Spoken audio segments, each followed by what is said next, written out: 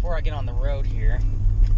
So I'm in the truck, and I gotta take the same route as I did whenever I blew a heater core hose, so hopefully we'll make it further than we did last time. But right now I am heading out to Bob's junkyard, and I'm gonna see if I can get a steering wheel for the 68. And also I'm just gonna kind of take a couple pictures of some of the really cool stuff that's out there, because there's a lot of interesting stuff out there, and it's just this one guy owns all of it. And just as I pull back into my neighborhood, it rolls over to 375,000 miles. And I just came up quite a few hills, just like how I did on the way back on the last one. And the temp pretty much is just staying right there. I think the gauge is reading a little bit low because I have a little thermometer that I was putting on the temp sensor, and it was saying that it was about 180 degrees on the coolant coming out of the motor. But the gauge looks like it's reading a little bit low. So, not sure what's up with that, but it didn't even come close to overheating, which is good. From Bob's, and I didn't do really any video or anything out there of his place. I don't know, he was out there helping me, and I didn't want to be screwing around taking pictures of stuff while he was out there trying to help me, so that's why I didn't do that. But I ended up getting a steering wheel, and it did not look this good at all whenever I took it out. It looks decent now, but it was this is a 68 wheel. This is the early model one, and it was cracked up pretty bad in a bunch of places, you know, just kind of the usual places on these steering wheels. And I used this same adhesive that I've used on everything else that I've talked about, but haven't actually said what it is. So, I don't know, liquid nails, heavy duty construction adhesive, interior, exterior, whatever. That's what I've been using on all this crap, and it's worked really good. So I put that on there, let it kind of harden up a little bit, and then I scuffed it all down with a Dremel and a sanding attachment. Kind of formed it up pretty good. Like you can see right there, it was cracked really bad, and I just filled it all up. And so once this steering wheel was originally green, it was whatever that color of green, and I kind of scuffed the whole thing down, put a coat of satin black on it just because that's all I had, a couple of coats actually. Let that dry, and then I slapped a light coat of clear on it, and then I ran out of clear, or else it would have been glossier than this. But all in all, it turned out pretty good, and it's a lot better than that rinky-dink steering wheel, even though that's the one my dad had on here. But just kind of sitting in here, these smaller ribs are a lot better for seeing these gauges. With that steering wheel, you really couldn't see them if you were driving, you know, with the steering wheel straight. And I just need to get a different center cap that says GMC, but if it's an expensive part, I'm perfectly fine with it saying Chevy.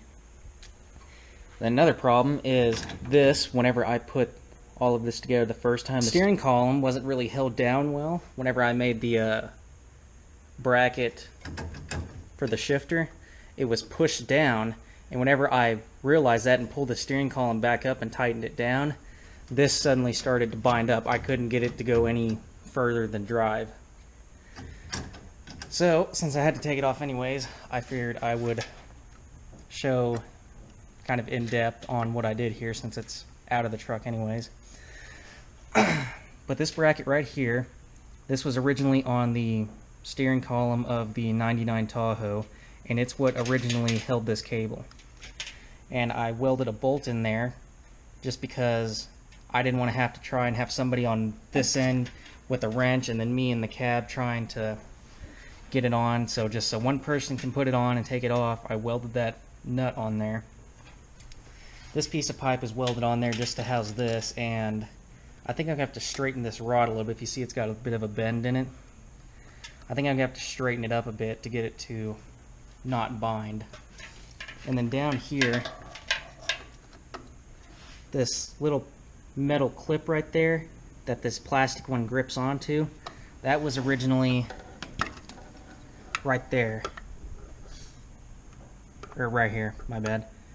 I cut it off of that bracket and then welded it to these two nuts. And I put both nuts on here and then welded it like that, so I made sure that all the threads were lining up how they were supposed to. So that's how that is attached. And then this cable is in here, and I packed some rope around it inside this piece of pipe just to kind of give it some support, because it is just a plastic tube in there. And then I just kind of put a hose clamp around it with this, just a piece of inner tube, just to kind of keep it as clean as possible.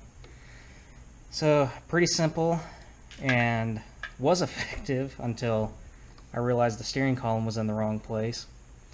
But that is a in-depth view on how I made that happen. Shifter all hooked up and working again. And a different note, you see there's a bunch of blue Loctite all over the end of that bolt. I put Loctite on the threads that the bolt's currently on, and then I always put a little bit on the end just to make it even harder for that nut to back off. But pretty much the way I do this is, if a nut or bolt can fall off, and if it falls off, it'll cause something to, it'll cause a critical function to quit working, or worst case scenario, lead to somebody's harm. Loctite the crap out of it.